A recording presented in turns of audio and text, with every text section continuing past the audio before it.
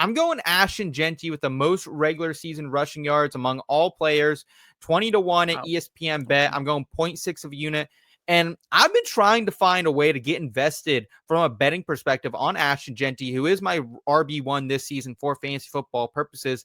I thought, okay, maybe I'll go over 1,200 yards, which I still might do. That's 2-1 payout for him to get over 1,200 yards on the ground. Offensive Rookie of the Year plus 250. That's okay.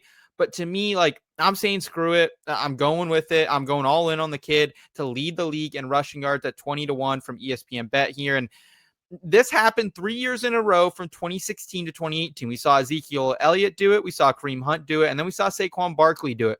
But it has not happened since. But Jeanty is also the highest drafted running back we've seen since Saquon Barkley as well, who went second overall. So to me, I'm going to bet on a guy who averaged 28.4 touches last season for Boise State. He joins the Raiders team that spent the 6th overall pick on him. And they have Raheem Mostert, who's, a good player when he's healthy. Sincere McCormick, Zamir White, Dylan Laub. Guys are kind of just guys, Jags, if you would. And Pete Carroll, to me, he's always one to win with defense, running the ball. We know Chip Kelly is going to be on the sticks once again. And if there's one thing we know about Chip is that he likes to run his offense at a high pace. So I think we easily see 300-plus rushing attempts for Ashton Jeanty by way of the ground. And I'm also kind of fading some of these old heads at the top of this market. Saquon Barkley's going off to lead the league in rushing at 3-1. He's coming off 500-plus touches. Derrick Henry. I don't think Derrick Henry at 4-1 is a bad bet by any means. But if the Ravens are the team that we think they are, maybe he's on the pine for week 17 and 18. They're saving him for a potential Lombardi run. JT off the board at 8-1. I'm just fading him as a whole. I've seen enough of Jonathan Taylor. I think he's lost a little bit of a step here at the injuries. I'm fading the Colts as a whole as well. CMC, we touched on him, maybe comeback player of the year, but still potentially dealing with that Achilles tendonitis. Bijan Robinson. Bijan's a dual threat player. I think he's a little mispriced here to be above Ashton Jeanty, especially when they have a young quarterback that can sling the ball around a little bit.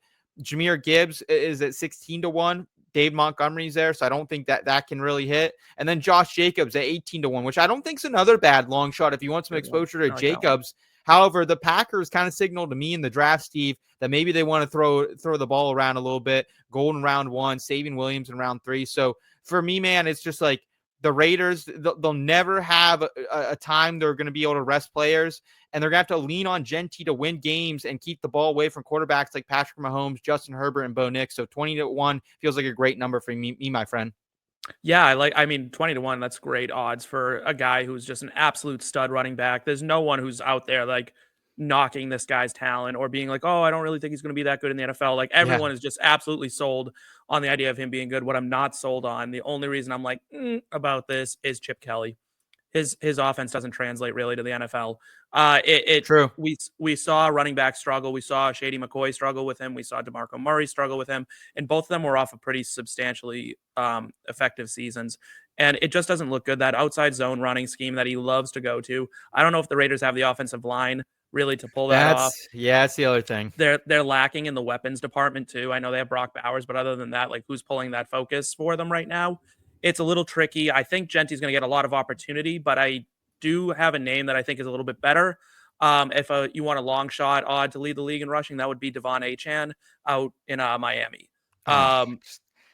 Home run hitter, healthy year. You got a healthy Tua. If those two stay healthy, he could very well lead the league in rushing because he's so explosive.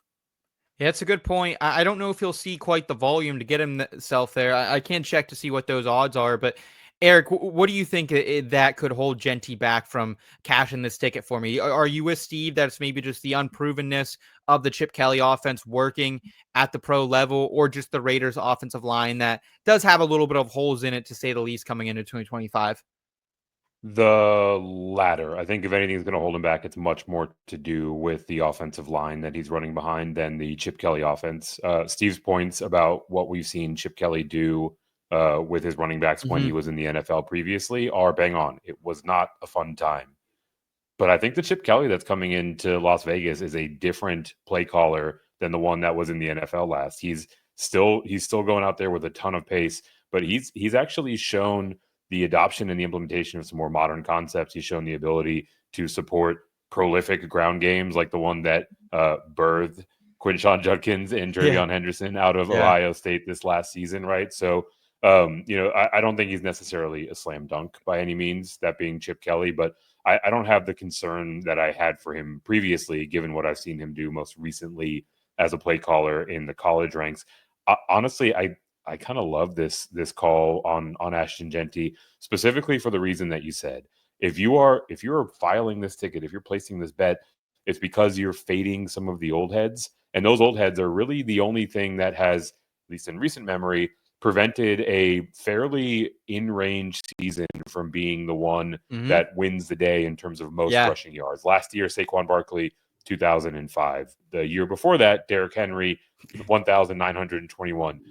Prior to that point, except for those 2 years, it's about 14 or 1,500 yards that is finishing the season as the most productivity on the ground, and that's very much so in the range of Genty's projection, given the volume that we're anticipating him getting. So I don't think it's going to be necessarily super efficient, right? Yeah, it could Because of be those offensive 3-9 line clip, struggles. four flat. But if he's going to go out there and carry the ball 300-ish times, I think he could totally land at 1,500 yards, and that might be enough to get it done this year.